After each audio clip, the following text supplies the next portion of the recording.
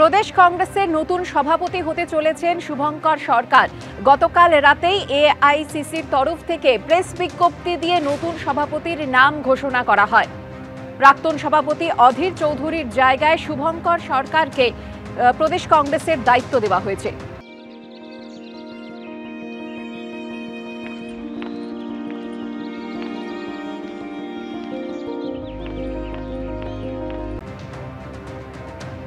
শুভঙ্কর সরকার হতে চলেছেন প্রদেশ কংগ্রেসের নতুন সভাপতি।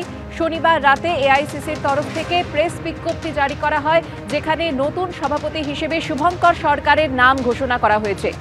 প্রাক্তন সভাপতি অধীর চৌধুরীর জায়গায় শুভঙ্কর সরকারকে দায়িত্ব দেওয়া হলো প্রদেশ কংগ্রেসে।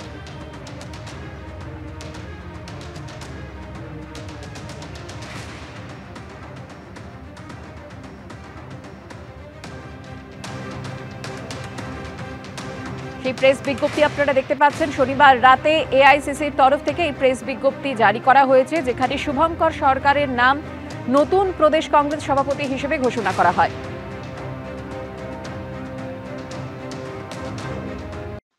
আমি নয়, আমরা এই দৃষ্টিভঙ্গি নিয়ে, এই সচলতা নিয়ে পশ্চিম বাংলার কংগ্রেস কর্মীদের যে চাহিদা এবং নেতৃবর্গের যে নির্দেশ, তাকে সঙ্গে নিয়ে পশ্চিম বাংলার মানুষের যে কংগ্রেসের প্রতি আশা ভরসা, সেই প্রত্যাশা যাতে পূরণ করা যায়, সেই লক্ষ্যেই কিন্তু আগামী দিন প্রদেশ কংগ্রেসের চলার পথ তৈরি হবে। এই মুহূর্তে প্রদেশ কংগ্রেসের নানা ধরনের বিভাজন, নানা রকমের গোষ্ঠীকোন্দল, ফলে আপনার কাছে কিন্তু একটা বড় চ্যালেঞ্জ যে এই গোষ্ঠীকোন্দলকে কমিয়ে সবাইকে এক ছাতার তলায় আনতে পারবেন কিনা, যেখানে কংগ্রেসের এই নির্বাচনের ফলাফল এত ভয়ঙ্কর খারাপ। শুনুন, আমার কাছে প্রত্যেকটা জিনিসই খুব চ্যালেঞ্জিং, কারণ আমি ছাত্র রাজনীতি, যুব রাজনীতি এবং এজেন্ট বসতে বসতে আজকে আমি এখানে এসে পৌঁছেছি। আমি কোনো গ্রুপের সঙ্গে নেই, কোনো ছাতার তলায় নেই। আমার একটাই ছাতা, সেটা হচ্ছে কংগ্রেসের ছাতা। এই মুহূর্তে দিল্লির রাজনীতিতে এক ধরনের সমীকরণ, যেখানে ইন্ডিয়া জোটের সঙ্গে তৃণমূল কংগ্রেস রয়েছে, কংগ্রেস রয়েছে। এই রাজ্যে আমরা দেখেছি ধারাবাহিকভাবে আপনারা তৃণমূলের বিরুদ্ধে আন্দোলন করছেন, আন্দোলন করেন।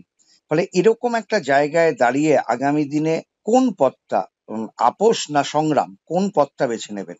আমি দুটো জিনিস বলি। কংগ্রেসের কর্মী যারা কংগ্রেসের পতাকা নিয়ে বুথে, অঞ্চলে যারা কংগ্রেসের পতাকা তুলে ধরছেন, কংগ্রেসের কথা লিখছেন, কংগ্রেসের জন্য লড়াই করছেন এবং কংগ্রেসের জন্য কোনো জায়গায় অত্যাচারিত হচ্ছেন, তারা যেটা চাইবেন আগামী দিনে প্রদেশ কংগ্রেস সেই পথটাকেই গ্রহণ।